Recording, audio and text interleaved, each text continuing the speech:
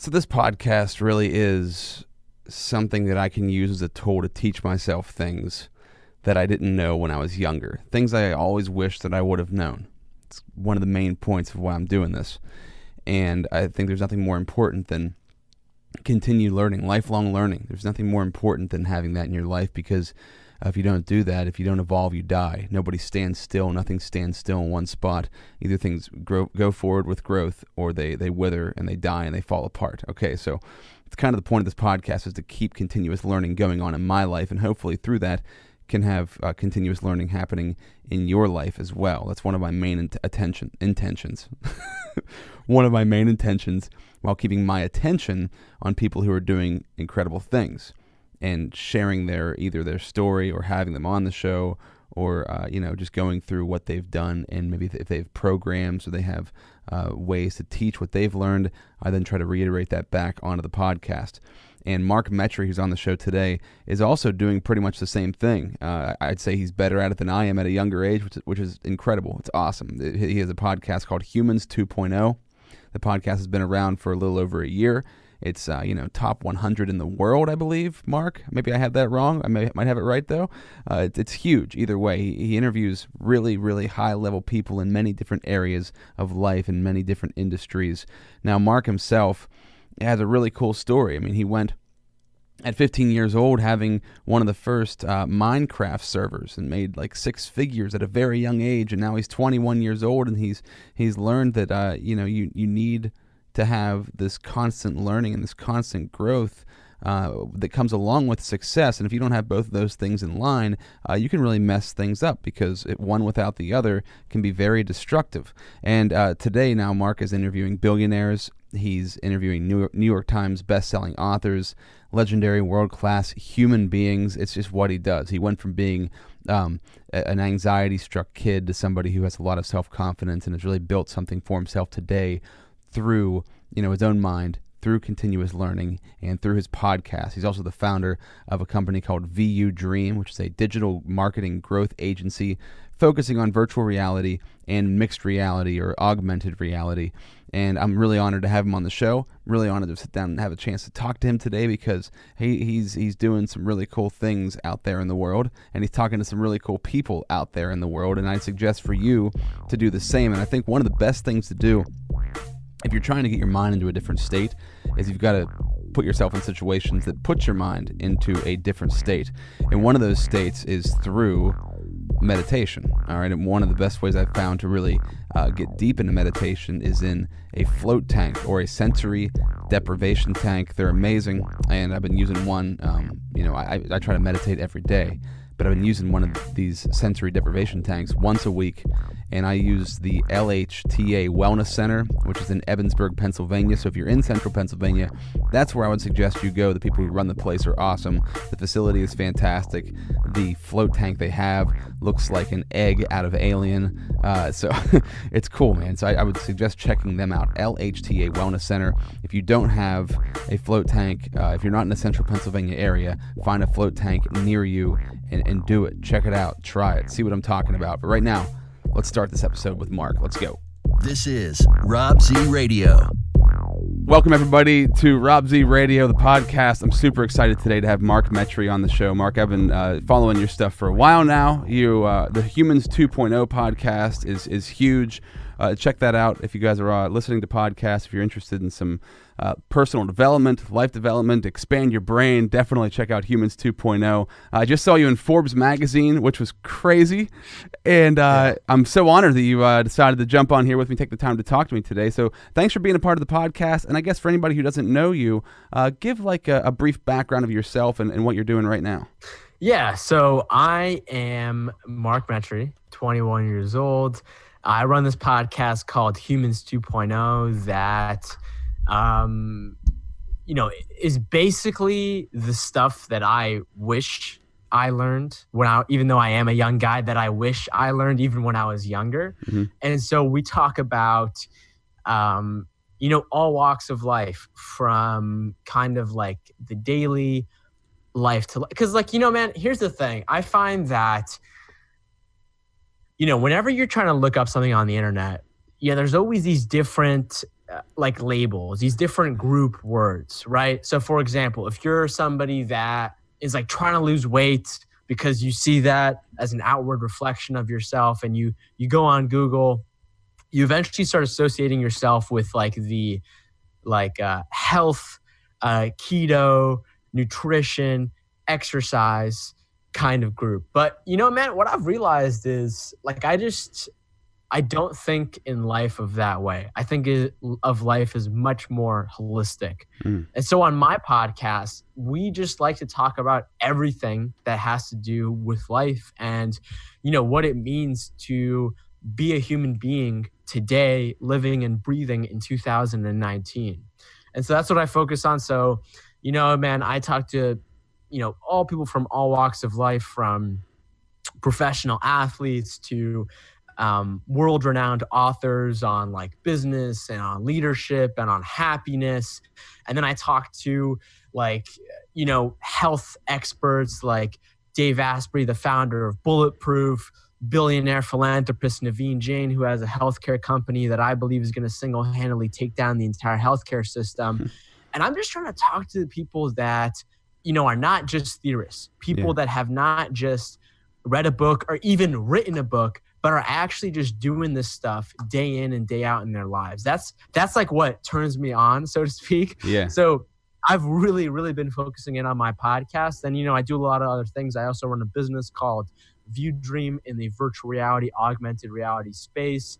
I'm currently working on a book, currently working on launching an event in Boston this year for my podcast, Humans 2.0. Okay. And, I'm just a dude, just a young, honest, ambitious dude who's just trying to make stuff happen in the world. I love it, man, because I think the title of this podcast, right? I've been doing this podcast for 4 years now, but just recently I changed the title of it to Be the Teacher That You Needed, because I think that there's nothing more important than like if you didn't get the education in your school system, if your parents didn't give you the education you needed, and not like the generalized education, but like the stuff you need to know, the stuff you should know, the stuff that's like important for you personally to change your life and to move forward. You've got to search for those people and learn from them. So whether that's through podcasting or through books or through YouTube videos or however that might be, there's a way that you should be doing that and figuring those things out. And I think it's really cool. You embody that yourself. I mean, just in what you do as your podcast, being 21 years old, like I was nowhere near the level you are at 21. So I think that's so cool to see like a younger generation. 'Cause I'm 35. Like I grew up when the internet half my life. The internet didn't exist. Half my life it has existed, which is a cool kind of space to live in. But your generation, you guys grew up with it in your face all the time. You always, or almost always, had it, right? In some way, shape, or form. So yeah, I love the idea that you're just going out there and you're seeking these people and you're like almost making mentors out of them by having a podcast with them, discussing things that are important to you, but things that are important for humanity. And I guess taking humans to the second level, which would be Humans 2.0, right? Yeah. And honestly, I loved all your points, man. And it's real interesting to see.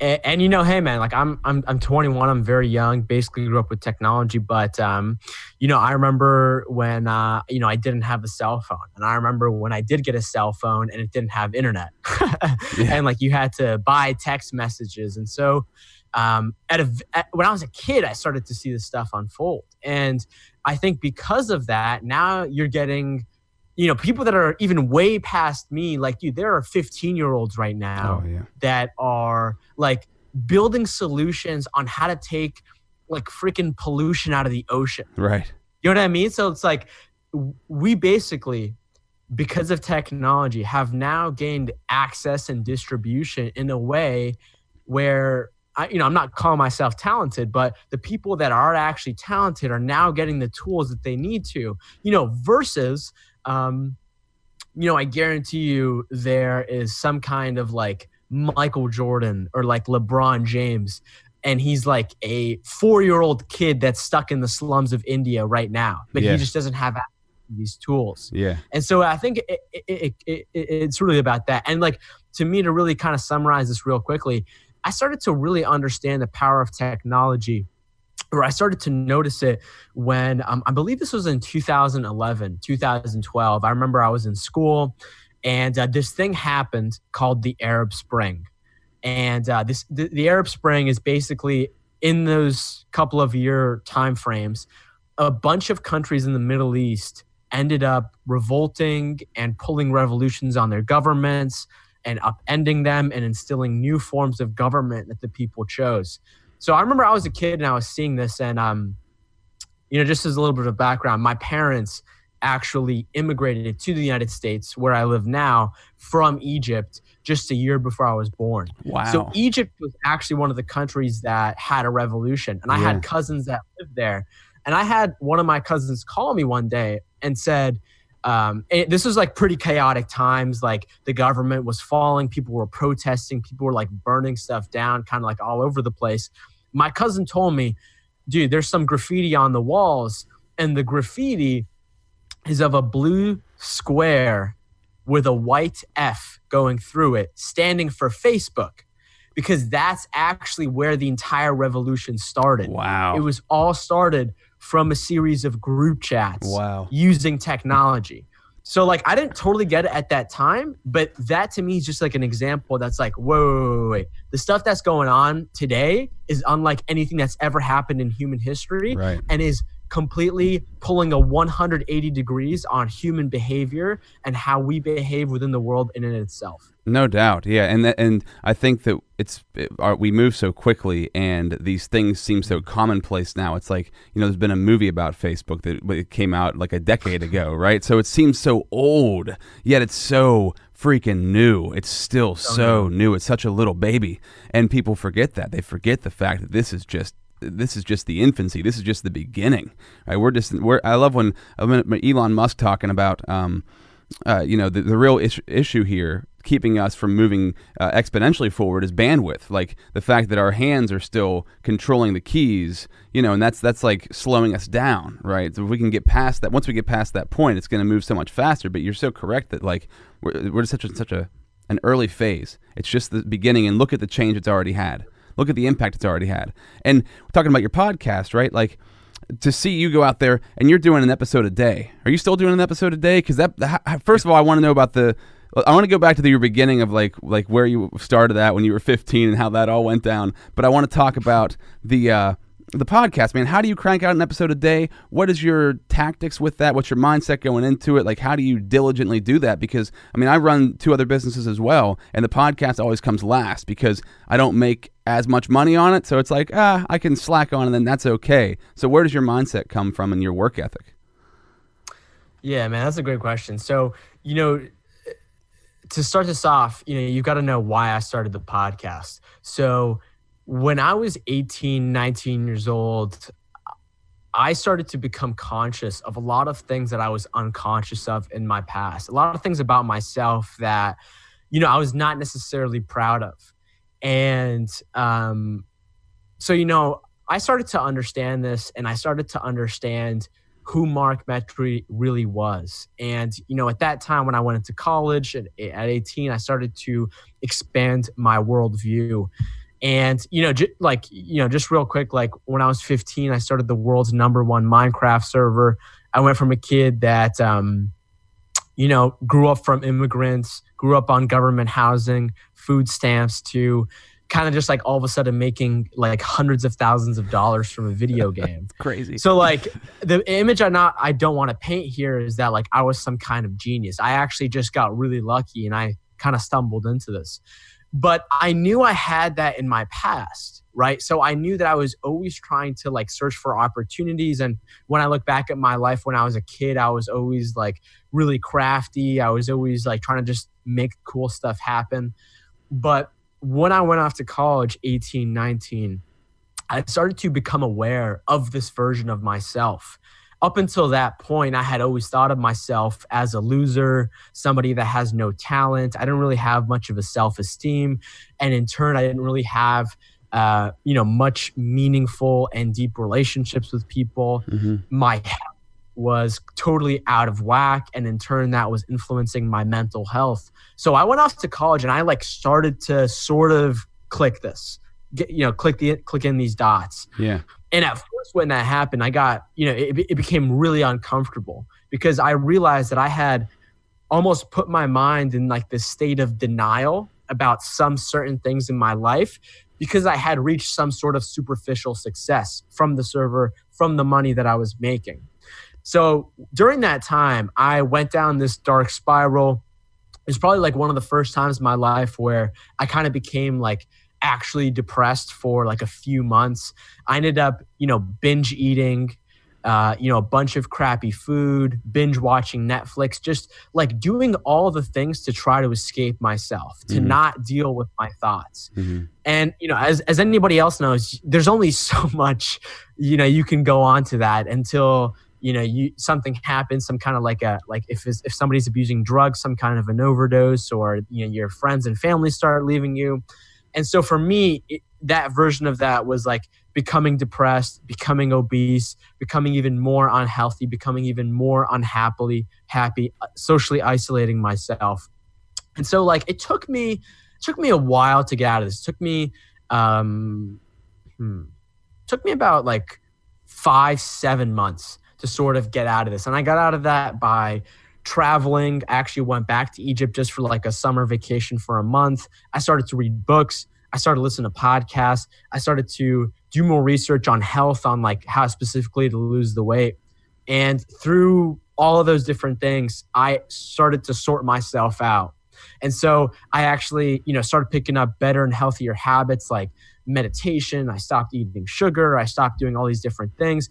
For me, when I look at my life as a thing that has placed a lot of unconscious boundaries, it's largely been my social anxiety. Like for the longest time, I could never express my true self in front of people that I didn't like really, really know. And even people that I did really know, like my family and like some of my best friends, I had always just kept certain parts in the shadow about me because of the way that I feel like they would perceive me. Yeah. So I started to figure out all of this stuff. I started doing all these new different things. And so I ended up starting a business. And this is at the end of 2016 now. So then I'm trying to like start this new way of life, kind of like human 2.0 mode, so to speak. Yeah. I'm starting to do all these different things. And it wasn't until the summer of 2017 that I started my podcast. And it was solely, for the reason of putting myself with people that know what they're talking about, what we talked about at the beginning, because that's the way that I learn. I learned from having a direct conversation with somebody that actually knows what they're talking about. So I was like, okay, I'm struggling with my business. I'm going to talk to all the business leaders and figure out how to like learn from them and like get my business off the ground. I'm struggling with meditation now. I'm going to go and interview all the meditation masters. I'm struggling with leadership with my company and my team. I'm going to interview all the leadership people, the top of the top people. So I started to approach it from that kind of mindset. And that's the same way that I approach it today. So, when you ask me of, how do you do the podcast every day? It's just like, dude, this is so heavily ingrained in my life. It's not even something that I even think about anymore. This is just solely what I do. This is part of my being. Honestly, I would do the podcast if it wasn't even public. Right. If I could like somehow interview Seth Godin and all these people that I look up to and be like, yo, I'm just going to record it, but it's just going to be for me. We're not going to put it out there. I would still do it if that was possible. So honestly, it's just like, when you find something that is that important to you, you're going to find time in the day to do it no matter what, right? It's kind of like, some people, they discover like a new app, or for some people they discover, I don't know, like a new food. Sometimes some people like fall down in like the rabbit hole of like this one specific thing. And then all of a sudden, throughout their day, they always have a chance to do it. And I think that just comes down to desire. And so honestly, I have a daily podcast just because of the fact that, first off, I think most podcast hosts aren't taking it seriously enough. And that's why I believe through doing that, I've been able to build a top 100 podcast in just a year now. And just for the fact of putting myself in this self-development learning feedback loop. Man, genius. That's some golden stuff right there. And you're 100% correct with the whole podcasters don't take themselves seriously. And I fall into that world because I think the reason is, at least for me personally, because it doesn't seem like anything while you're doing it in the beginning, right? I've been doing it for several years, and I've never thought of it. I used it as a platform to teach myself. And just like you're saying, man, it's 100% true. So I jump into this podcast like I'm excited to learn. I'm excited to talk to people. And really, I've been in radio for close to 20 years, but the thing that with podcasting is that it helped my radio skills like exponentially, because you're learning to talk on the fly, to think on the fly, to ask questions, to respond to something in real time and keep a conversation going. Lots of people don't know how to do that anymore. It's difficult to like sit down with somebody and have an honest, straightforward conversation where there's no distractions for an hour or more. And I think, and I push this on anybody, especially when I talk to kids who like ask me about how to get in, if they want to get into radio, or if it's how to shoot videos or podcasting or whatever. I'm like, you're going to experience the most growth through making podcasts and making videos, because you're going to learn so much about yourself, and you're going to have to learn how to interact with other people, and you're going to have to learn how to, you have all these thoughts in your head. It's really hard to get them out through your mouth, and get them out through your mouth accurately, and the way you want to present yourself, and make sure your inflection's right, so you're sending off the person you really are on the inside to the outside, which can be, that's a learning curve. There's a big learning curve there that I think there's so much potential for growth by starting your own podcast. Because usually when you start a podcast, I mean, I started it out just kind of goofy. It was funny with my friends and having fun. Nothing really was what I felt as important was coming out of it. But the more I do it, because I listen to so many high level thinkers in podcasting, and people who really want to teach, and they want to learn, and they're constantly growing, and they're using the platform for growth. So when you start to get that mindset, and you start to listen to those people, and through osmosis start to pick up how they do what they do, it starts to come through you, and then you want to start learning yourself, and you start this, like, it's just never-ending growth, really. It's like that lifelong learning that I think a lot of people, I don't know if they don't necessarily, maybe they aren't even aware that they're doing it, or they're aware that they're doing it, but it seems too painful to keep learning and growing. Because you kind of touched on it a minute ago, as you grow and as you learn, there's pain that comes along with that, right? There's pain that you found out things about yourself that you don't like, but they're true, and you have to face them. You know that there's things that you do know, but you don't know everything about that thing, and that thing that you do know might not be 100% the right thing, or you might not be tackling it the right way. You may not be chasing after it in the best way you possibly can. So when you feel those pains of those things, you sometimes just stop doing them because it hurts. It's like this stress and this pain that comes along with it can detract you from it. But if you flip that, invert it, and then start going towards it, it just starts to build and build and build more and more and more. And the more you do it, like you're doing, the momentum that you have, have you ever read the book The Slight Edge? Do you know what that? No. Okay, so in The Slight Edge, they talk about this flywheel, right? And the flywheel is just like a big wheel, kind of like a water wheel that like it slowly starts to move, and it's slow to move, and it's hard to push, and it's hard to grind it out. But once it gets momentum, then it just starts rolling on its own. And I think with your podcast, obviously, because you do it every single day, and you're putting the time in, and you're learning and growing, which builds passion through it, you have this momentum now. Like you said, that you don't even think about it, right? You don't even think about doing the podcast. Yeah. It's not even a thing anymore because it's become a part of who you are. That's beautiful. Dude, I'll take it a step further. Before we hit record, you were talking, you're like, hey man, so this all started for you when you were 15 with the Minecraft server. And I said, no, it actually started with going online and starting a YouTube channel. So when I started that YouTube channel when I was like 12, right? And it took off. This was at a time where YouTube was not YouTube. There were people this is at a time where there weren't people that had millions of followers. Yeah. You could make some money off it, but it wasn't anything near to the degree that it is today. This is still at a time where I remember people saying like, wait, you record videos of yourself and put them on the internet? Like it was just like a completely different time, man. So what ended up happening was I quit YouTube, even though I had 35,000 subscribers, because whenever I talked about it to anybody in real life, they would be like, dude, that's so stupid. Why would you do that? Because it hadn't yet taken off. Right. So that same sort of mental model, I took that and I applied it to podcasting, right? Some people have podcasts. 2016 is sort of like where podcasts started, like they started to become a household thing. I don't believe they have still taken off yet to the degree that they will. No. But I used that same model and I was like, okay, nobody's taking this podcasting thing seriously. Everyone's posting like once a week or once every week and nobody really cares about it.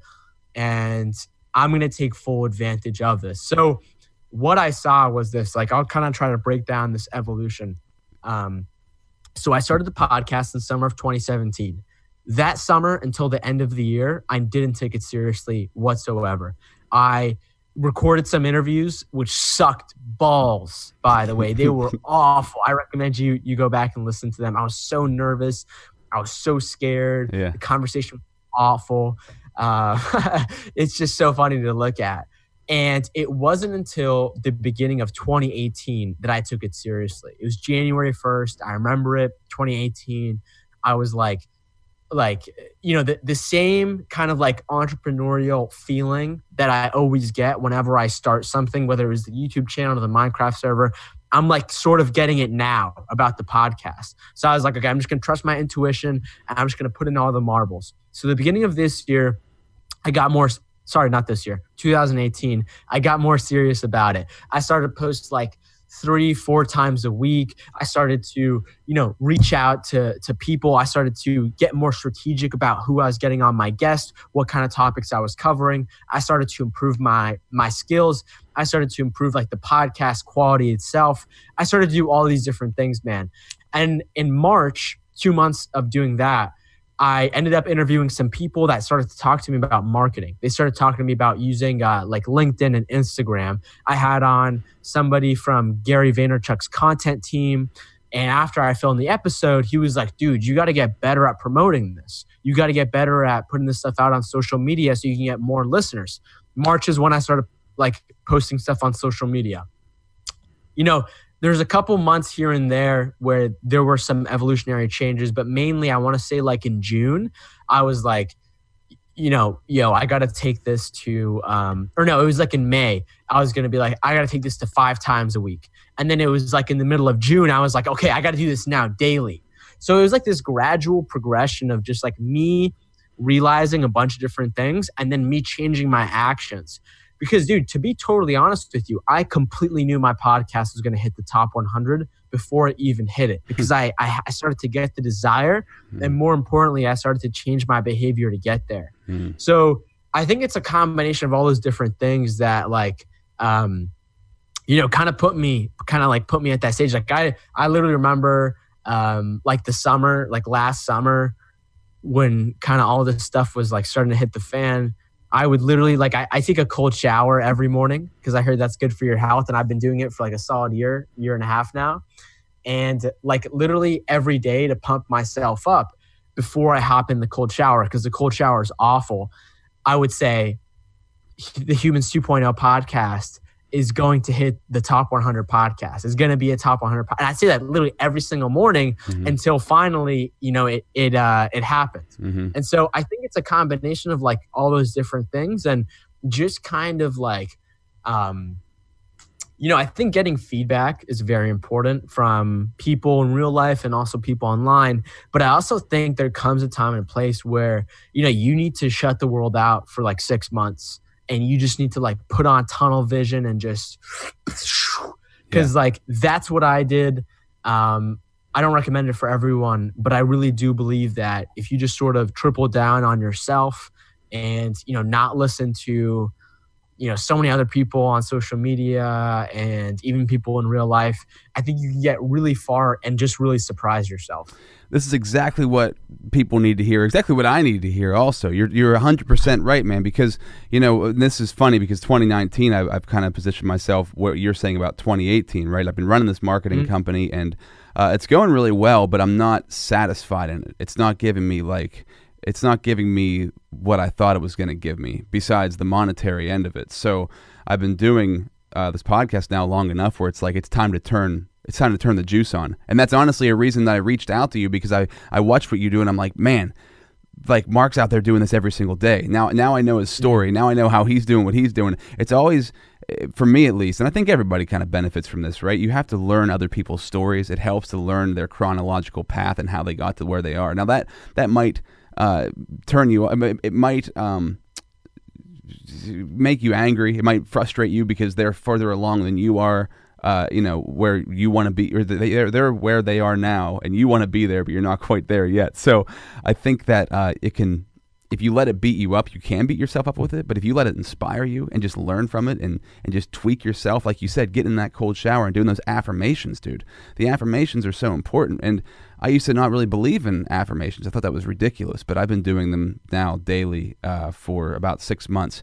And it's not, Same. it's not like this. I hate to talk about the secret or anything like that. But really, it's just you're convincing your brain of something that maybe hasn't happened yet, but if you convince your brain it has happened, then you're going to be taking practical steps towards it on a daily basis because you've convinced yourself that thing is happening or that thing already has happened. And now you just got to build yourself closer to it. And whether you want to say that's BS or not, it doesn't matter because it's real. When you do it and you put the time in, you find out, oh, that's real. That actually does work. Now, when you hear somebody say it and you're like, there's no freaking way that actually can happen. Like, I'm not going to sit here and tell myself all these things because that just seems stupid. Well, why is that stupid? Like, if you were doing it in front of a group of 100 people, you might feel stupid.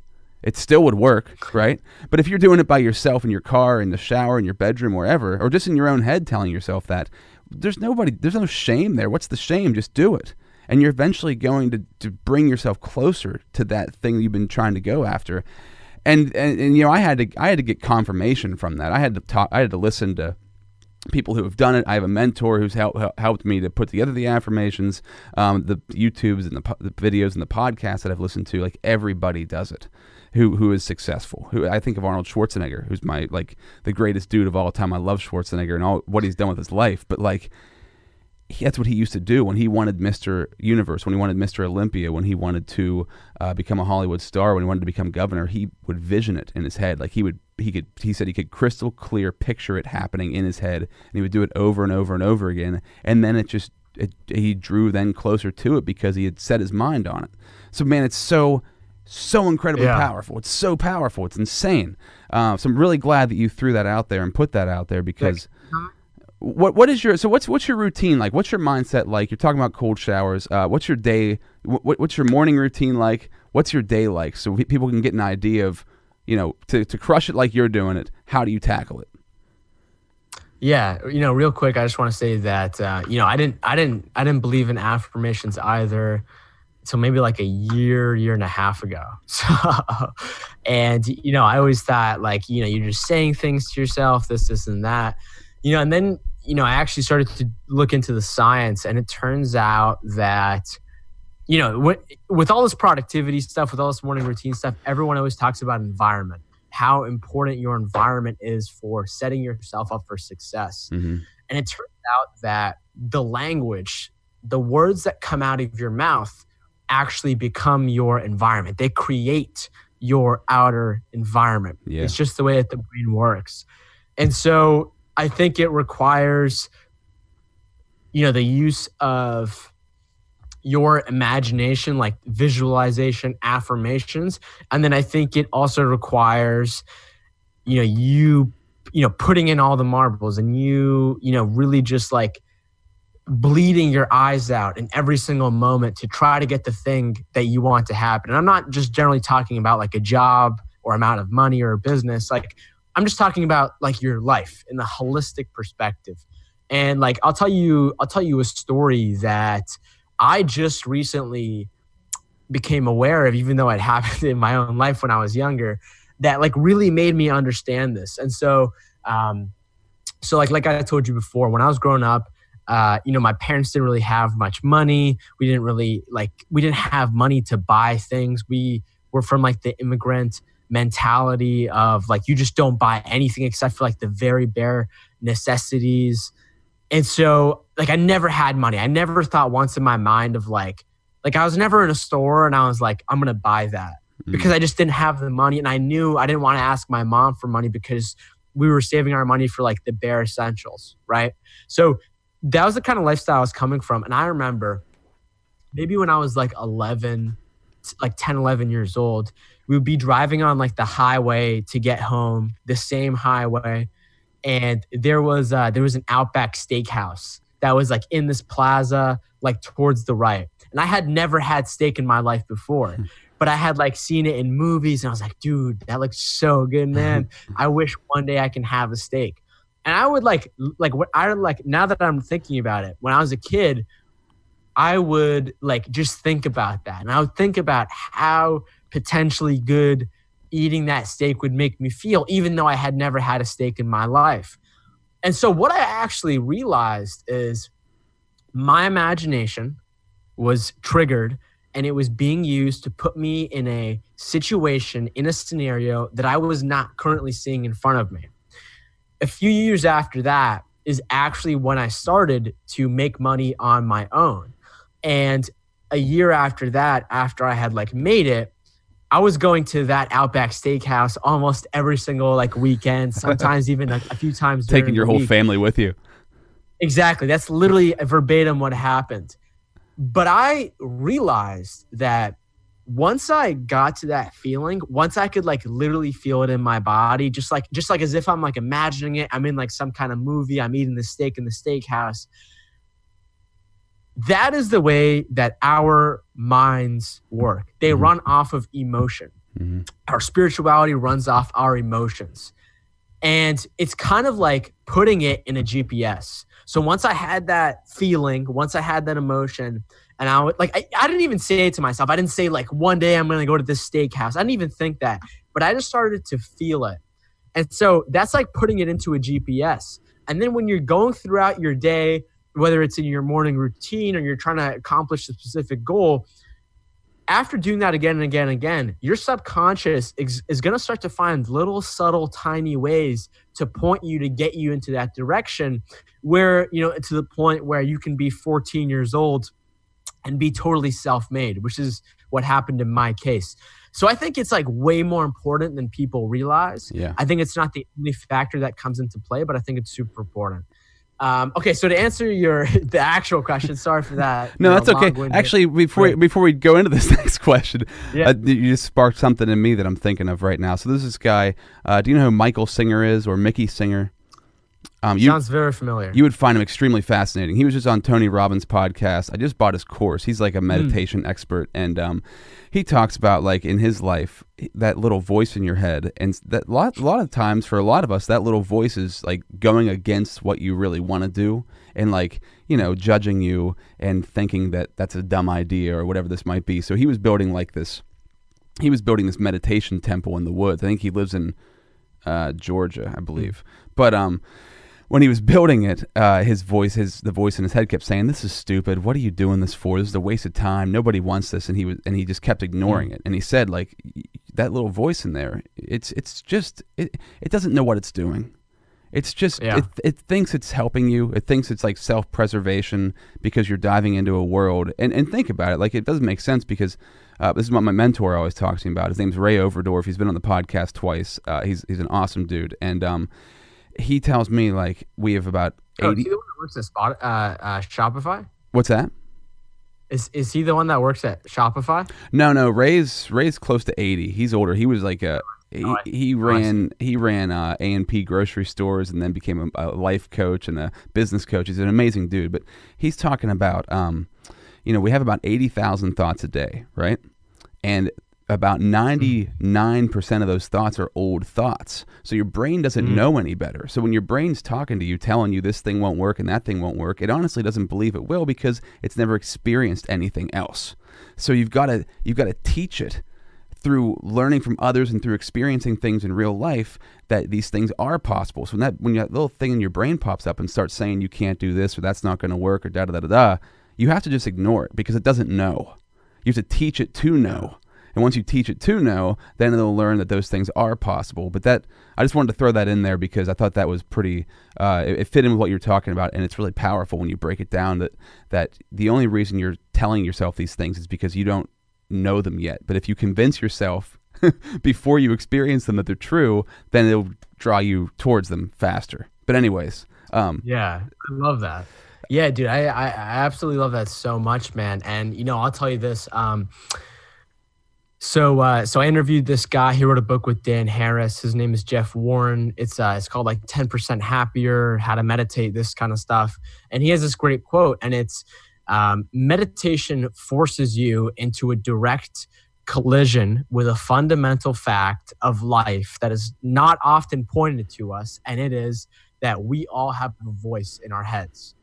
And so, this kind of voice you're talking about, I didn't get that until I started meditating. Mm-hmm. And it just like you said, it is very much, it's a program, right? And so if you are, even unconsciously believing a bunch of things about yourself, listening to other people's negative opinions about you, not doing the thing that you want to do, and you do that again and again and again and again and again, that is the program in which you have built for yourself.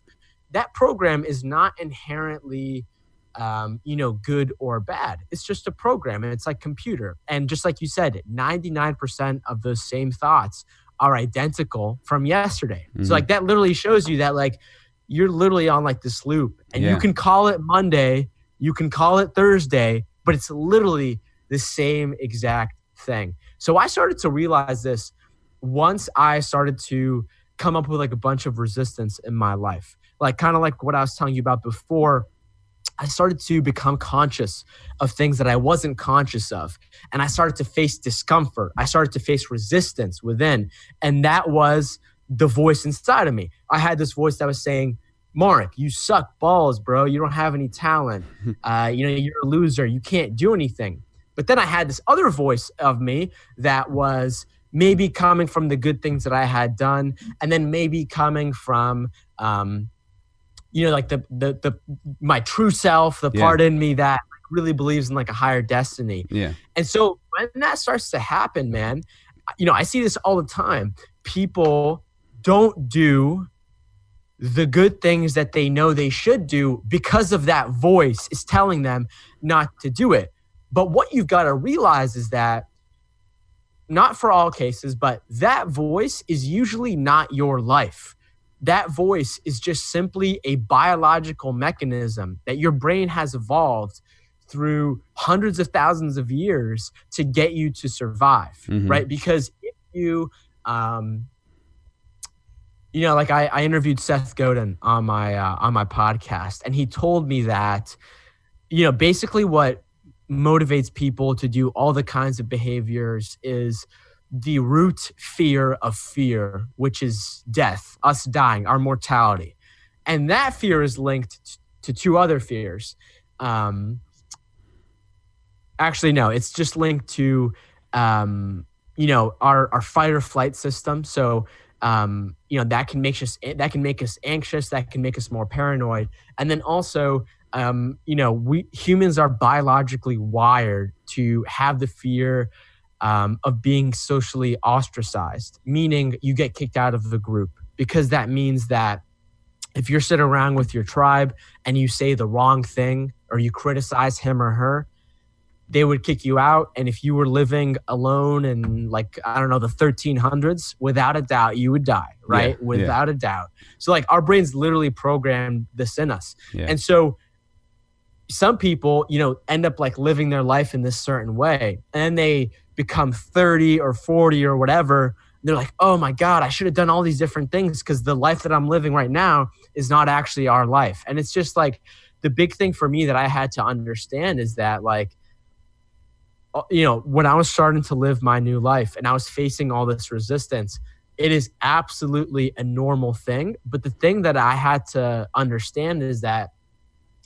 when I started to meditate, when I started to eat healthy, when I started to exercise, when I started to sleep 8 hours, when I started to do all of the behavior that I was not used to doing, it starts to like reprogram that program. Mm-hmm. And then eventually you get to this point where, I wake up, and we'll get into this morning routine, where I wake up at 5 o'clock in the morning, regardless of what the voice in my head is telling me. It doesn't matter what it's telling me, because I have understood the fact that sometimes you just shouldn't listen to your thoughts, because thoughts and actions have a very tightly correlated feedback loop, meaning, like this is the best shown in body language, right? So like you can not have a bunch of confidence. You can not be ready to do something. But the second that you have your shoulders upright and you're standing straight and maybe you're doing like a certain power pose where you have both of your hands on your hips, that literally changes your body's physiology and will change your thoughts to be like, oh no, okay, actually I am going to do this. And so that is literally like the running philosophy of my life. I'm so glad you mentioned that, man. Cause it's like, just knowing that has like made me do things that I would never, be able to do. And so like, I wake up in the morning every day at 5 a.m. Generally speaking, I go for a walk.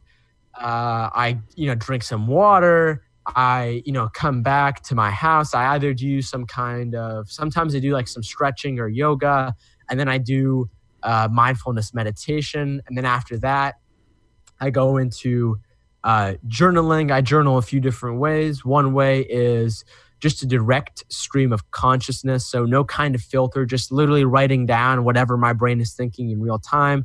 And then sometimes I use it for affirmations. Sometimes I use it to write down what I'm grateful for. Sometimes I use it to, if I have any kind of anxiety, if I'm afraid about something, sometimes I will just write down all of those fears, whatever I'm thinking right now. And that'll kind of help me get over that.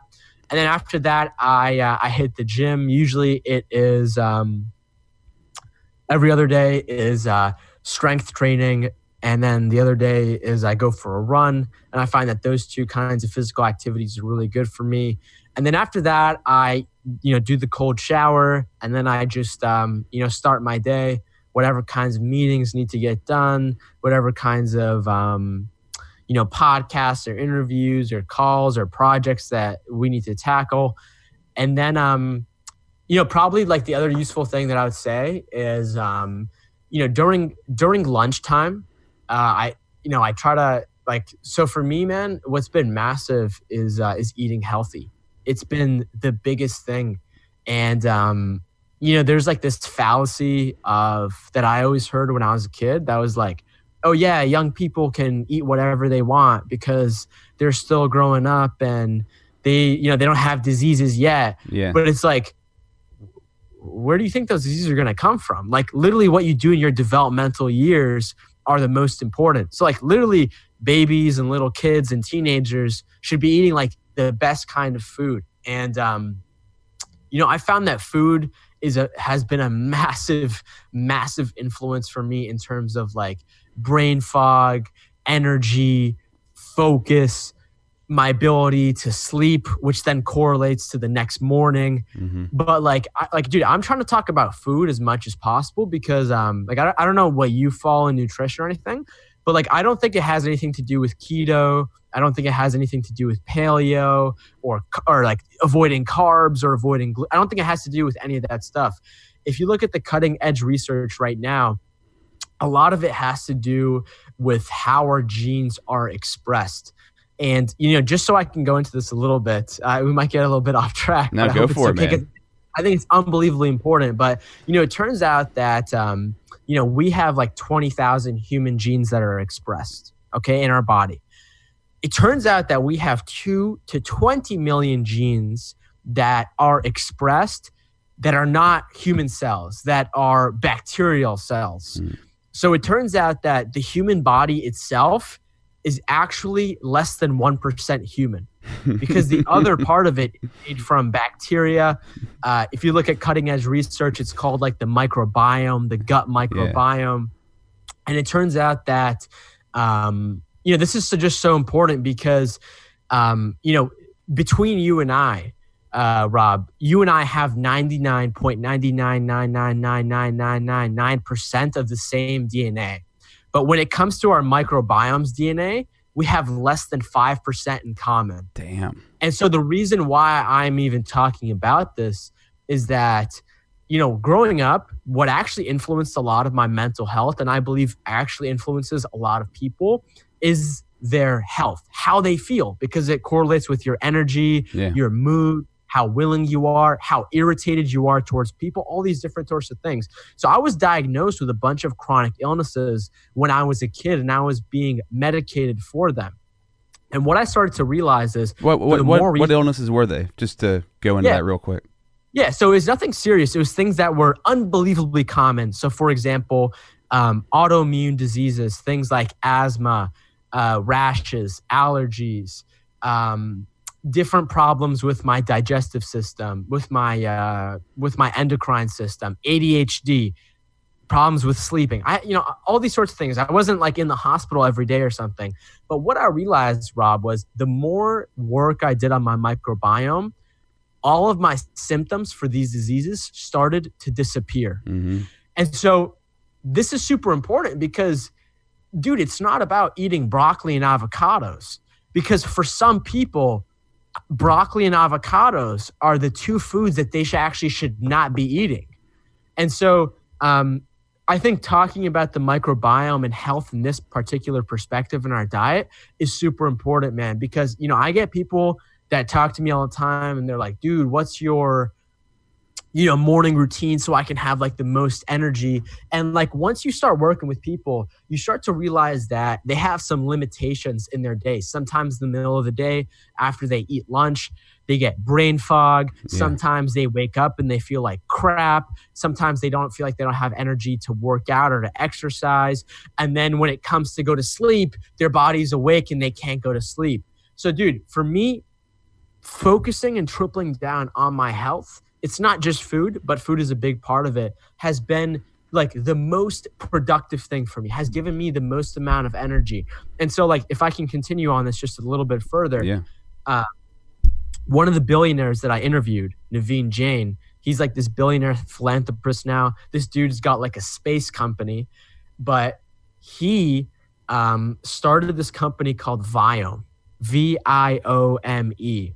And he developed it from this technology that he originally found that our government, the US government, had spent billions of dollars on in case of a bioterrorist event, a case where some kind of a terrorist event happens and they release a chemical agent and it's getting people sick, and they need to understand exactly on a cellular level what's making people sick and what's not making people sick.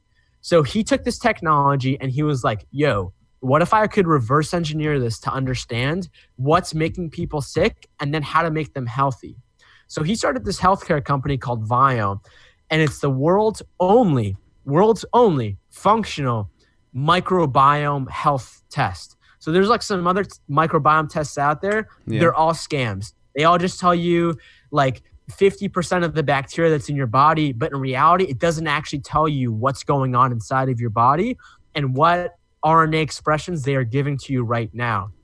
So when I discovered Viome, it literally changed my entire life. It told me the foods that I should not be eating. It told me the foods that I should sort of be avoiding. It told me the foods that I should really focus in on and the foods that are going to heal my gut. Ever since I started doing those things, every single one of the symptoms that I had from my chronic diseases that I was being medicated for completely disappeared. Went to my doctors. They said, yeah, we don't know what's going on. I got off all the medication. I've never slept better in my life. I've never been focused more in my life. I've never had more energy in my life. I've never been me more myself my life. I've done it with certain friends where they were diagnosed with the wrong chronic illness from their doctor and being medicated. And Viome actually found out what was actually wrong with them and gave them steps to do today and the following days to actually improve their health. So I know I just kind of like went on a tangent, man, but like whenever, like every chance I get, I'm trying to talk about the microbiome and Viome because it's correlated to so many things. Last thing I'll say on this is this. If you heard of the serotonin chemical receptor modulator, so depending on who you talk to, a lot of people will say that's what makes you happy. That's how you view yourself in the world. And if you take a look at SSRIs, a lot of the antidepressants today, they mostly play on that serotonin receptor in our brains. Did you know, actually, like this is literally research that has come out in like the last, I think 4 years, It turns out 90% of our serotonin receptors are in our gut, not in our brain. So, dude, I'm trying to talk about this as much as possible because I fundamentally believe that whether you're an entrepreneur, whether you're a podcast host, radio host, businessman, dad, you're trying to be a better parent, you're trying to be a better son, you're trying to be a better whatever, it is heavily, heavily correlated to how you subjectively feel during the day, your energy levels, your mood. And I believe that is heavily correlated with your health, with your microbiome, what kind of foods you're eating throughout the day, what kind of stress you're eating, like what kind of stress, how you're moving your body, who you're spending your time with. That to me is like the number one thing because, everyone knows, not to eat sugar. Everyone knows not to eat like processed chemicals. Everyone already knows those things. But I believe that's not what's making everyone sick mentally and physically. And so for me, this has been a big focus, foundation, cornerstone for me, because I believe if somebody can unlock their own health, they can unlock themselves. And when you do that, Rob, that voice inside of your head becomes much more easily programmable because you're giving it the cognitive resources it needs to actually grow and develop. Yeah, man, drop a bomb. Damn.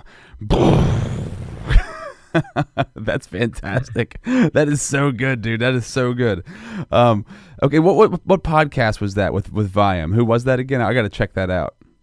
Yeah, you got to check that. So it was episode 139 on my podcast with Naveen Jain. Okay. Naveen Jain. And yeah, he's a genius. Definitely check into him. That's so cool. All right. So yeah, this is interesting because like my wife has an autoimmune disorder. She's having all these health issues and migraines and all this sort of stuff. And she's getting an MRI done on Thursday. And there's a lot of stress and there's a lot of different, and she's tried so many different diets and so many different health strategies. But I'm looking into Viam as soon as I'm done talking to you because I gotta dive into that. Bro, I guarantee you, I'm not a doctor, I'm not a nutritionist, I'm not a scientist, I'm not any of those things. But what I do know, Rob, is I live my life based on direct experience. Yeah. And I'm not the only person that has found amazing results, but also, like, I've literally told everyone about this test and the people that have done it. Every single one of them has fundamentally changed their health. I guarantee you it's going to be the game changer for your wife 100%. That's powerful, man. Awesome. And I think one of the things included with all of that also is fasting, which I know people talk about intermittent fasting right now a lot. It's been very popular. I've been doing it for a while. My wife's been doing it for a while. And the church that I go to, it's non-denominational, and that didn't really have any point. I just threw that in there. But like right now, it's fasting season, so they're pushing fasting, and I am like, yeah, I'll do the intermittent fasting here and there, and yeah, that's cool. But the way that it just understand like the fact that your body's a machine, right? And when you're constantly on this eating schedule, like you're always hungry and you're always eating food, and then you're crashing because your blood sugar level drops and all this stuff, it's affecting like you're taking energy up for your brain by putting food inside of you all the time. So we don't need to eat as much as we do, right? You got to eat well, but you also don't need to eat as much. And people, they 3 meals a day, maybe for somebody that's necessary. For a lot of us, it's not necessary at all. It's really helps you to function better if you do some sort of fasting, because then all that energy taken up breaking down food is now put back into the rest of your body, into your brain, where you can utilize it for some mental capabilities. So, I mean, there's it's just the importance of what you're talking about is astronomical. I cannot wait to get in there and check that out. One of the other things I wanted to talk to you about before we wrap this up is AR and VR and AR, virtual reality, augmented reality. I find 1,000,000,000% the most fascinating thing that's coming in the next 10, 15, 20 years. It's gonna blindside the world because a lot of people don't really see what's coming, right? I mean, I've dove into some VR, not heavy, but I know myself personally that I try to avoid it because of how addicted I know I already am to it, even though I don't even do it that often. Like just putting my phone in one of those cheap set of goggles that you can put on your head. You can buy the cheap goggles for like $10. Even doing that puts me in a whole nother world where I'm like, this is some next level kind of stuff. And I know the company that you have is an AR and VR company. So talk about like just your passion for it, what you're doing with that company and what you see as the future. Like, where are we heading? in that direction. Yeah, for sure. So, so I'm really passionate about virtual reality, and virtual reality is, what you mentioned is when you put on these goggles and then everywhere you look, you're immersed in like this full 3D virtual or 4D virtual environment. And augmented reality is when you take digital objects in the digital world and you put them in real life. So kind of like Pokemon Go is the classic example, Instagram filters on your face and Snapchat filters, and then, Google Glass and doing all these different things. So, I think we're still quite a, long time away from, mainstream adoption. How far do you think away? How many years do you think? I think it'll probably start popping in like 2025. Okay. 2030. Okay. I think it's going to take a while. And so I believe that every single thing that we use today to look at a screen to access the digital world, so meaning this laptop that I'm looking at you right now, my phone, I believe all of that will be solely replaced by augmented mixed reality. Yeah. We will have some kind of glasses or some kind of contacts or some kind of like a brain implant. And it's not hard to believe. Sorry to cut you off real fast, but I was just thinking, like, when you drive new cars and in a new car, it projects your speed onto the screen. Like it projects like your speed onto the dash and turn signals onto your windshield. So like you can actually see it while you're driving. So if you imagine, like, that's hard to believe. Like if you get in a new car, it's already happening. It's already there. It just take it a few steps further, Yeah, and it hasn't even started yet. And so I believe that everything we use today to look at screens to access the digital world, like social media, like the car, like different aspects of our day to monitor things, I believe all of that stuff will eventually become a part of the natural human experience. I don't believe there is going to be as such a word as social media. I believe that it will be so heavily blended into the world that it's just going to be like, okay, who do you want to see today? Okay, who do you want to talk to today? And it's no longer going to be about physical locations. Physical location, I think, is going to be rendered obsolete, which is crazy to think about. Mm-hmm. And so, that's interesting. But, to bring it down into, how virtual reality is being used today, one of the biggest employers in the United States, Walmart, in some of their stores has a virtual reality training session in the back of their stores. Yeah, it's in most of them now, where actually the way that it works is they use it for training. And it's built in with this artificial intelligence program where basically they'll put on the VR headset and they will put them in scenarios where they would generally train their employees. What they found out, and this is from the CEO of Walmart, it's not only now cheaper to train employees now with virtual reality, it's also much faster, much more efficient, and much more up to date. Well, yeah, because you're not even like worrying about them offending a customer. They don't have to work in real time and like piss somebody off. They can get inside this VR world where there's no consequences really, and they can learn through that. It just makes sense. Exactly. And by the way, that's literally one of the examples that they have. What do you do when a pissed off customer comes up to you and starts swearing at you? That's like literally one of the environments that they put you in. So like you take a look at that and then you go to something even more mind blowing, right? Like let's say you look at the world, you take a look at a problem, right?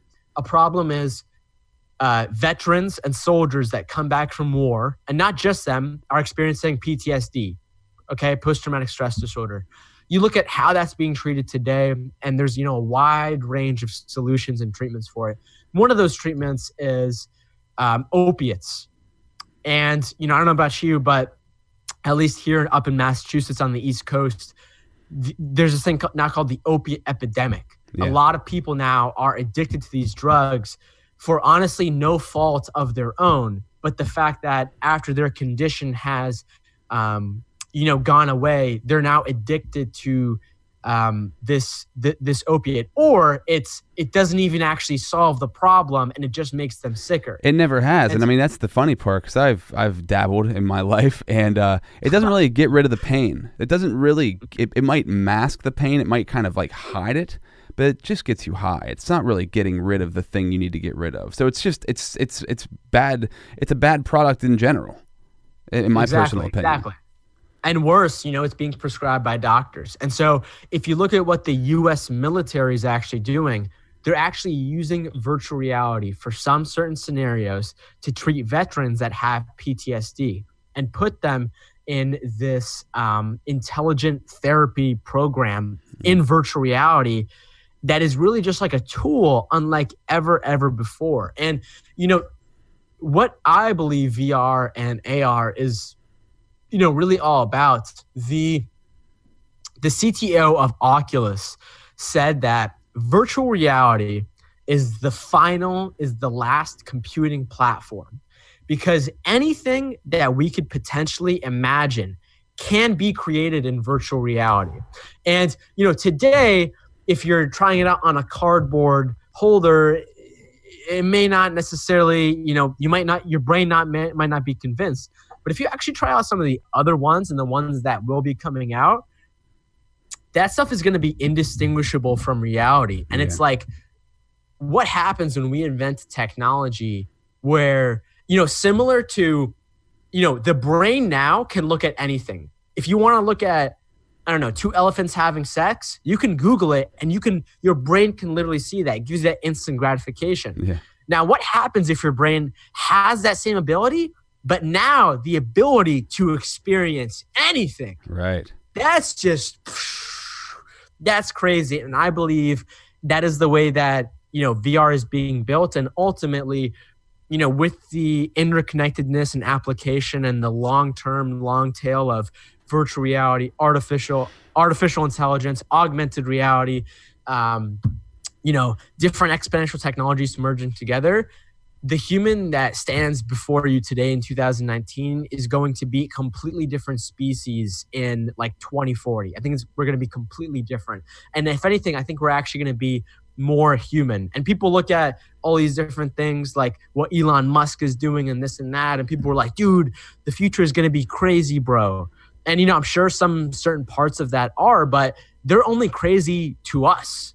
And so I think the people of the future are going to look back in this time right now in 2019 and be like, dude, those people were so crazy, man. How are those people alive without, AI implants in their brains or this or that? And so, that's the long-term tale of what I think this is going to be. And I think it's going to be massive.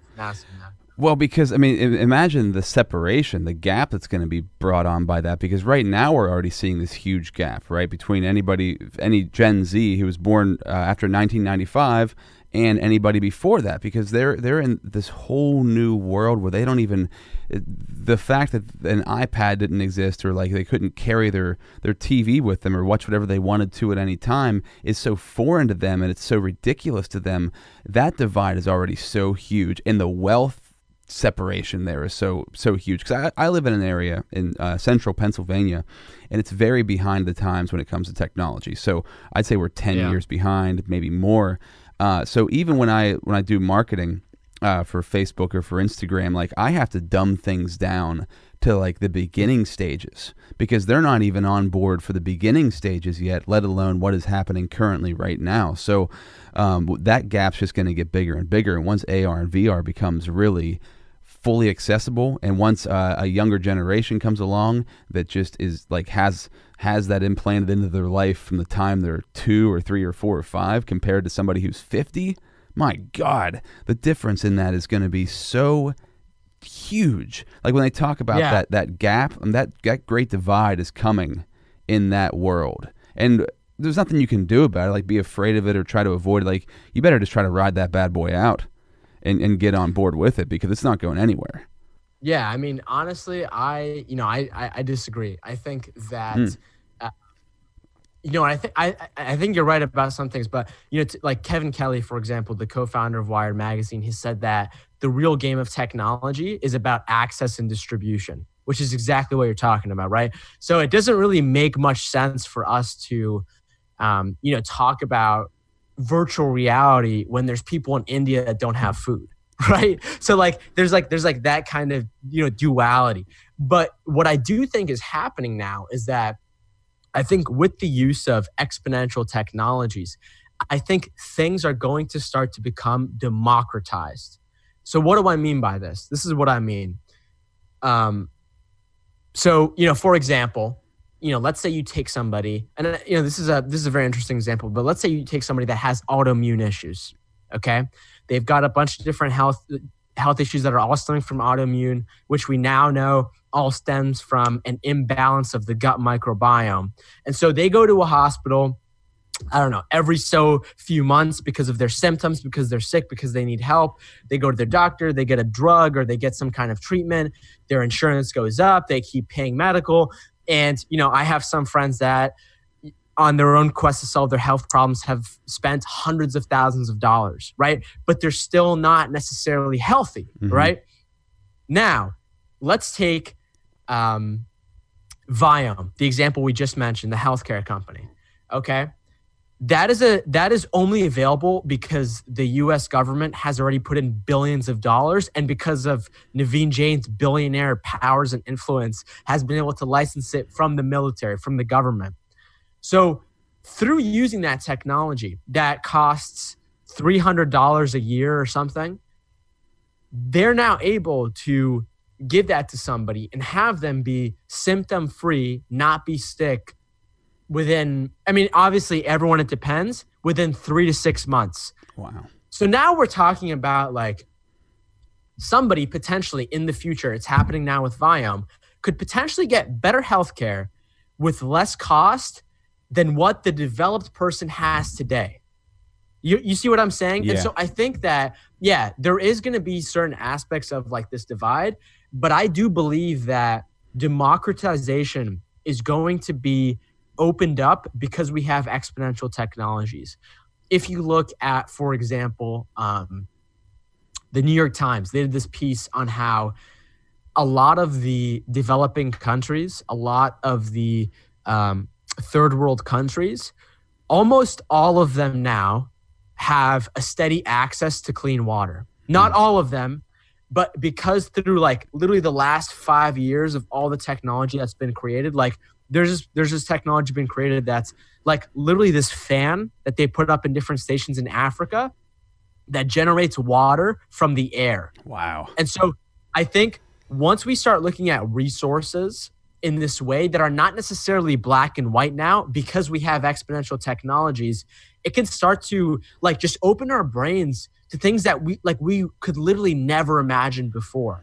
And so I think that the future of technology and the future of humanity as a whole is going to be a one where we all really just help each other out in a way where we can. And I think a lot of that is going to have to do with people making things more universal. And I think it's going to actually be much easier in the future than it is today. So I think it's a really interesting conversation, but I think the future of this is bright, but I don't think it's going to become some kind of dystopia where certain people are living in virtual reality and some people are not, and some people are dying.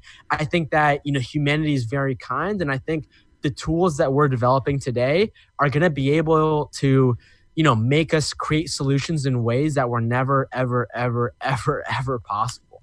And I get what you're saying, because here's what I think in my mind, right? There's the 50-year-old man that won't get a smartphone. He's like, I love my old flip phone. I'm not going to the smartphone crap. And as VR becomes more, and AR becomes more accessible, cheaper, people are going to start using it more. And that guy who didn't want to use the smartphone is still going to be stuck in the past. But whenever something is created that would change his life through VR, AR, or through just technology, through antibiotics or whatever the technology is that could help him fix some sort of disease, and then he decides to hop on board because this thing can be fixed through this technology, then he will be brought up to speed just through those actions, because if it's going to benefit his life or her life, they're going to do it, right? If it's going to help to save their life, to improve their life, they're going to end up doing it eventually. So I see what you're saying, that the potential there for everybody to get to be supported in some sort of way is going to help to bridge that gap. That makes a lot of sense, man. I'm glad you put it like that, because I never thought of it like that. Yeah, one thing real quick is, dude, that old guy in you, the skepticism, I don't think that's necessarily a bad thing. And one thing that I'm always trying to challenge people is technology, is not the iPhone. Technology is not Twitter. Mm-hmm. They are, of course, technology. But what I'm saying is that this is just a single soul representation that came out from an idea from a group of people. And the long tail of technology is not necessarily these specific applications, right? So I think that technology can very much go wrong. Mm-hmm. But ultimately, I don't think it's about whether it's good or bad. It's ultimately behind the cognitive apparatus at play. Oh, crap. What happened? Sorry, I just realized I gotta go. I totally realized that I totally missed, like, it's all good, man. We've been talking for a while. Listen, Mark, I would love to have you on again at some point in time. Go do what you got to do. This has been amazing. Humans 2.0 podcast. Find it on all podcast apps. Anything else you want to throw to anybody out there who's listening? No. Yeah, that's it. Yeah. Thank you so much for having me on, man. Absolutely. Really cool conversation right there with Mark Metry. I like that a lot, and really want to thank him for taking the time to talk to me. And he's like kind of, he's on a path that I want to be on, this growth path, and he's doing it. He's been doing it, and I love that he says that he treats his podcast like a job, and that's something that I have really slacked on. So I took one big takeaway. I try to get a big takeaway from everybody that I have a podcast with, and my one big takeaway from today is treat your podcast. Treat that thing. Maybe it's a vlog. It's the thing that you do on the side. Treat it actually like a real job, and then it'll become what you want it to become, right? So that's my mission. I haven't uploaded. I missed like a couple of months of not putting episodes up because other things in my life came along, and I got distracted. So I'm really glad that I got a chance to talk to him, and that puts me 6 degrees of separation from Ed Milet and many other super powerful people. So Mark Metry, thank you, dude, for taking the time to jump on here.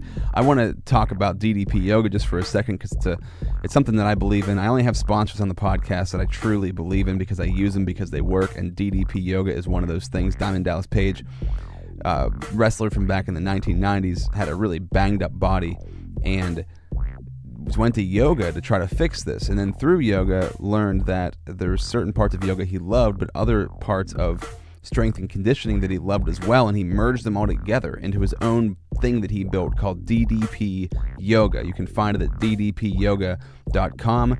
I would get the app. You got to pay for the app, but you can have it on your iPad, you can have it on your phone, and then you can take DDP Yoga wherever you want. So I love it because I can work out anywhere. I've been doing it for so long now, I'm about 3 years in, that I can kind of do a workout without the app, but it's always great because there's hundreds, I'm serious, hundreds of workouts on that app. There's live workouts, there's workouts for 20, 30, 40, 50 minutes to an hour. There's so many variety of options of ways that you can work out through DDP Yoga, and I've never done, I lifted kind of like bodybuilding for about a decade, and I would get satisfaction out of that. I never feel better. I'm serious. I've never felt better after any workout than after a DDPY workout. I'm telling you right now, you will feel amazing when you finish these workouts. So at least try it out. Give it a shot. See what it's all about. ddpyoga.com. Thanks for listening, and I'll catch you guys on the next one. Zebras. Peace out. This is Rob Z Radio.